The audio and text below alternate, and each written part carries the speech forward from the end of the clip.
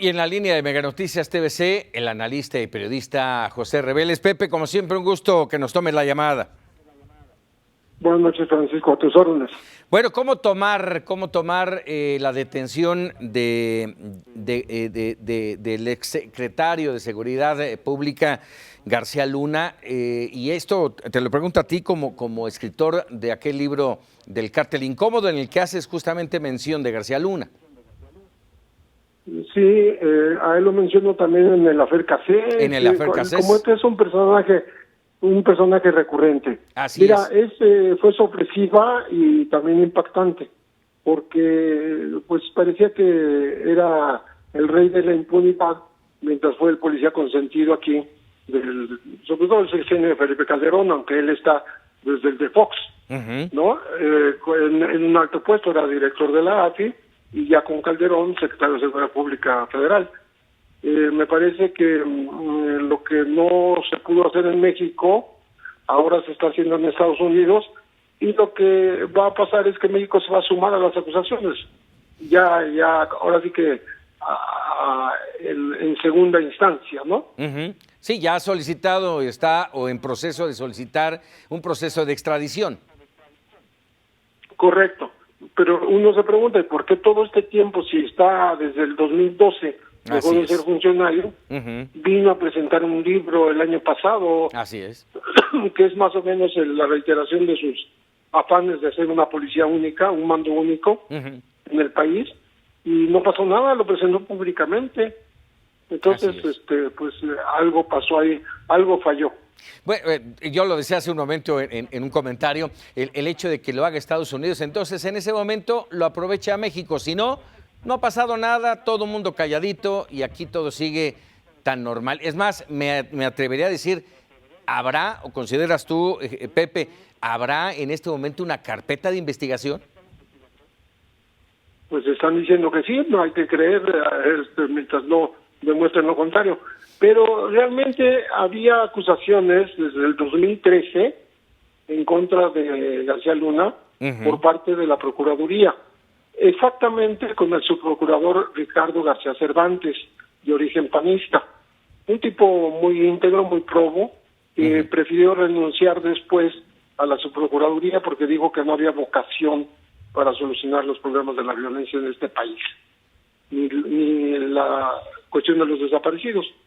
Pero desde su oficina salió un pliego de consignación contra García Luna y otros de sus colaboradores, hasta sumar 11.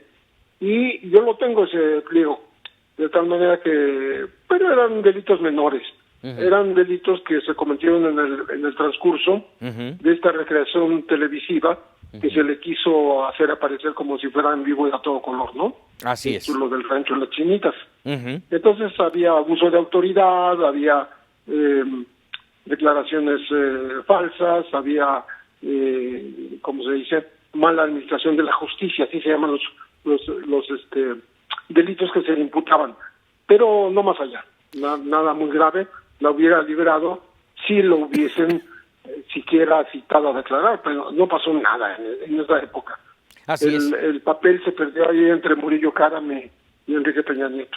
Así es. A ver, ¿sería atrevido señalar a García Luna como uno de los padres de la guerra contra el narcotráfico? Absolutamente sí, él siempre tuvo este apoyo al paradigma punitivo, que fue el combate en las calles, ¿no? Por un lado. Por otro lado, él tenía, te digo, la obsesión por el mando único. Él tenía un altísimo presupuesto durante su administración. La Policía Federal creció de manera exponencial hasta llegar a unos 60,000 elementos. Era un ejército, pero no estaba bien enfocado a hacer una investigación, y sobre todo de lo que se le culpa, de lo que se le reclama, es que fabricó muchísimos culpables. O sea, tomó gente inocente y la acusó de secuestros al por mayor, y bueno, los tiene en la cárcel. Para empezar, Israel Vallarta, que ahí sigue, fue liberada Florence Cassés, pero Israel Vallarta cumple 14 meses. Cumplió antier 14 meses desde que fue llevado a prisión.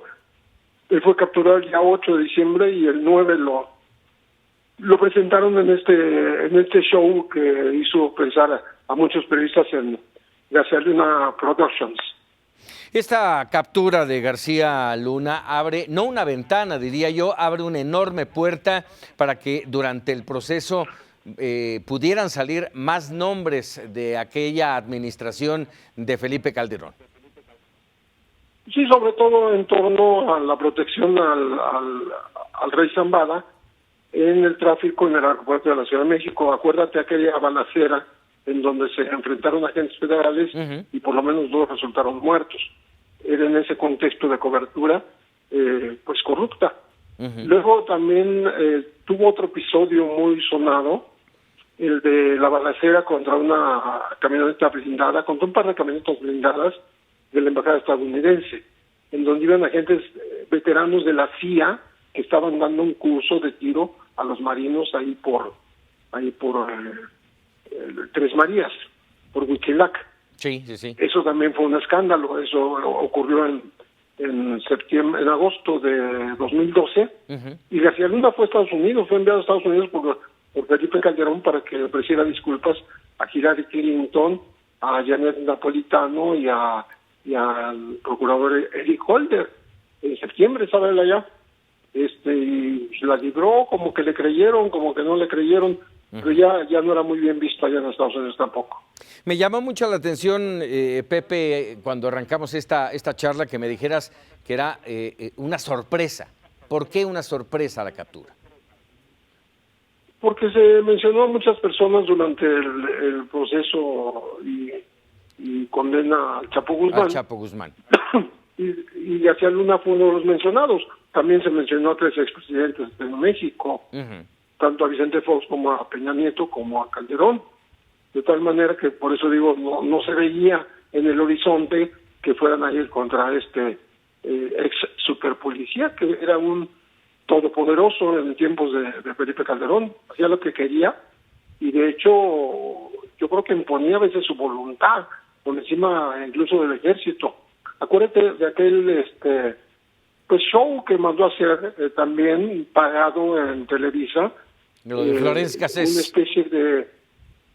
No, cuando mandó a hacer yo digo que es una publinovela, en donde los buenos de esta serie de episodios como de Netflix, los buenos eran sus agentes de la AFI y los malos eran los demás.